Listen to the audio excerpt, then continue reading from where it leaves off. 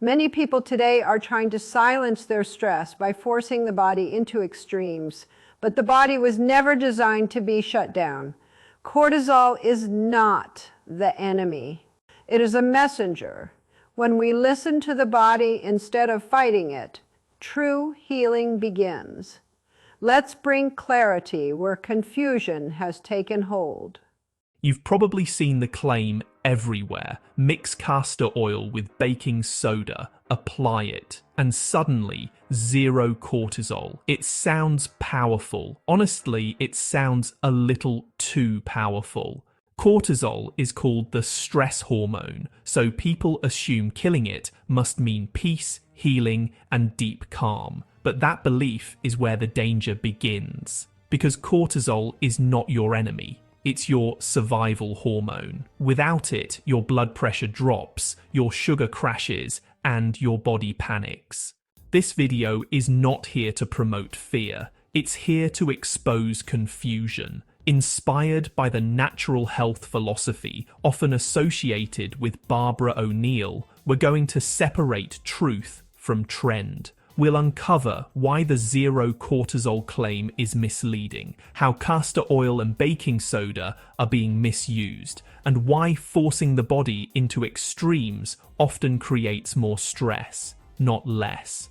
Let's slow this down and look at what's really happening inside your body. To understand why the idea of zero cortisol is so misleading, we first need to understand what cortisol actually does. Cortisol is not a toxin. It is not poison. It is a hormone your body makes every single day to keep you alive. When you wake up in the morning, cortisol helps raise your blood sugar so you have energy. When your blood pressure drops, cortisol helps stabilize it. When your body faces inflammation, injury, or infection, cortisol helps control that response so it does not spiral out of control. In other words, cortisol is a regulator. It's actually a protector. The real problem isn't cortisol itself. The real issue is chronically high cortisol that stays elevated for way too long because, well, the body is under constant stress. Now, this is where the internet story really starts to twist the truth. People hear that cortisol is linked to stress, belly fat, anxiety, poor sleep, and inflammation. And yeah, that part is true. But instead of asking how to gently calm cortisol, the trend culture asks how to shut it down completely. That's where the phrase zero cortisol comes from. It sounds attractive, it sounds final, but biologically it makes no sense. Your body does not want zero cortisol. Your body wants balance. So, how did castor oil and baking soda get pulled into this story? Well, castor oil actually has a long history in traditional care. When it's used externally, it's been associated with improved circulation, warmth in tissues, relaxation of tight areas, and lymphatic movement. A lot of people report a calming sensation when castor oil packs are applied to the abdomen or joints. This calming effect can reduce physical stress signals, which, in turn, indirectly helps the nervous system relax. When the nervous system relaxes, cortisol levels can naturally come down from an elevated state, not to zero, just back toward normal. Baking soda, on the other hand, is alkaline in nature. Externally, it can reduce surface irritation, calm itching, and relax muscles when used carefully. But baking soda is not gentle when misused. And this is where the mistake begins. The problem is not castor oil alone. The problem is not baking soda alone. The problem is how people are combining them without understanding timing, dosage, purpose, or boundaries. One major mistake is internal use. Some online sources suggest ingesting baking soda or combining it with oils internally to neutralize stress acidity. This is extremely dangerous. Baking soda alters electrolyte balance. It affects sodium levels. It disrupts stomach acid, which is essential for digestion and mineral absorption. When electrolytes shift suddenly, the body interprets that as a threat. And what happens when the body feels threatened? Cortisol goes up. Instead of calming stress, misuse creates more stress. Instead of lowering cortisol, it actually triggers a cortisol spike. The very thing people are trying to eliminate just becomes stronger. Another mistake folks make is excessive frequency. Some people end up applying these mixtures every single day, sometimes even multiple times a day, thinking, that more is better. But the body does not respond well to constant intervention. The nervous system really needs rhythm. It needs both periods of stimulation and periods of rest. When you push calming interventions too hard, the body, it becomes defensive. It's kind of like pulling on a brake while still pressing the gas pedal. Confusion starts to build. Tension increases, and cortisol responds to all that confusion. There's also the issue of skin absorption.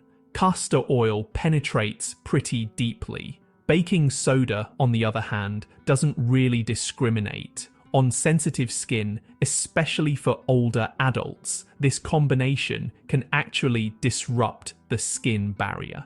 When the skin barrier breaks down, inflammation increases. Inflammation is a direct trigger for cortisol release. So the method that was supposed to calm the body quietly starts signaling danger instead. Another layer of the problem is expectation. When people believe something will eliminate stress completely, they begin watching their body closely. They look for instant calm. They look for dramatic changes. And when that does not happen, anxiety increases. This psychological stress alone is enough to raise cortisol levels. This is why the zero cortisol promise is so harmful. It sets the body and the mind up for failure. From a natural health perspective, the body is not meant to be forced. It is meant to be supported. The goal is not to silence cortisol. The goal is to remove the reasons cortisol is elevated in the first place. Those reasons include chronic inflammation, poor sleep, digestive strain, emotional tension, nutrient imbalance, and constant stimulation of the nervous system. No oil or powder can override all of that instantly. When castor oil and baking soda are framed as miracle cortisol killers, people stop addressing the real causes, and that is when the damage quietly builds. So the truth so far is simple but uncomfortable. There is no such thing as zero cortisol. There is only balanced cortisol or dysregulated cortisol, and misuse of even natural substances can push the body further into imbalance. Now that we've cleared the confusion, let's talk about what actually works. Not miracles, not extremes, and definitely not the fantasy of zero cortisol. But, real biological calm, the kind that lasts because it respects how the body is designed to function. Cortisol only stays high when the body believes it is under threat. And, that threat can be physical, emotional, or even chemical. The key to lowering cortisol isn't to attack the hormone itself. The key is to remove the signals that keep telling your body it is in danger. This is the perspective often emphasized in traditional natural health education, including the approach commonly associated with Barbara O'Neill. The body is not broken, it is responding. And when you support the body correctly, it actually begins to regulate itself. So where does castor oil fit into this picture? Castor oil, when used externally and sparingly, can be a gentle tool. When you apply it to the abdomen, lower back, or joints, it creates warmth, And warmth, well, that signals safety to the nervous system. When tissues feel safe, tension softens, blood flow improves, and lymphatic movement increases. None of this shuts cortisol off directly. What it does is reduce the background noise of stress signals that keep cortisol elevated. This is a really important distinction. Castor oil does not lower cortisol directly. It lowers the reasons cortisol is high. Baking soda, however, must be handled with far more caution. It's really meant for external use only, in minimal amounts, and only on occasion. Its role, if any, is just surface-level calming, not some deep systemic change. Baking soda is not a stress hormone regulator, it's not a detoxifier, and it's definitely not a cure. When people try to use it as one, the body tends to push back. Honestly, the safest approach, if someone chooses to combine these substances at all, is not as a daily ritual and not as a long-term protocol. It's best used as a short-term external comfort measure. Even then, many folks actually do better just using castor oil alone without baking soda. And this brings us to the most important point. No oil, paste, or remedy can overcome a nervous system that's constantly overstimulated. High cortisol is rarely about one missing remedy. It's usually about accumulation. Poor sleep, late night screens, shallow breathing, chronic inflammation from food intolerance, digestive overload, and emotional pressure that never gets released. If you ignore these and just chase cortisol hacks, the body stays stuck in survival mode. One of the most effective cortisol-lowering tools is actually not something you apply, it's something you allow. Deep rest, slow breathing, predictable routines, and a calm digestive system. These all send powerful safety signals to the brain. For example, breathing slowly through the nose activates the parasympathetic nervous system. This is the system responsible for rest, repair, and digestion. When this system activates, cortisol naturally declines, not all the way to zero, but back to normal. Sleep is, honestly, another powerful regulator. Cortisol follows a rhythm. It should rise in the morning and fall at night. But, late meals, caffeine in the afternoon, and constant stimulation can really break this rhythm. No topical remedy can fix a broken sleep cycle. Inflammation also plays a major role here. When the body is inflamed, cortisol rises to control the inflammation. This isn't a flaw, it's actually a protective response. Lowering inflammation through gentle movement, simple food, hydration, and digestive support removes the need for constant cortisol output. This is why, honestly, extreme alkaline claims are so misleading. The body tightly controls pH. Forcing alkalinity through substances like baking soda doesn't create balance. It creates stress. And, stress raises cortisol. Another overlooked factor is expectation. When people believe a remedy will eliminate stress completely, they put pressure on their nervous system. The body senses this pressure. Calm cannot be forced. Calm must be invited. This is also why, fear-based health trends really tend to backfire. The more afraid someone becomes of cortisol, the more cortisol they actually produce. Stress hormones rise in response to, worry about stress hormones. It becomes a loop. The real solution is education and moderation. If someone chooses to use castor oil externally, the safest approach is occasional use. Gentle application, no aggressive rubbing, no heating to extremes, no expectation of instant transformation.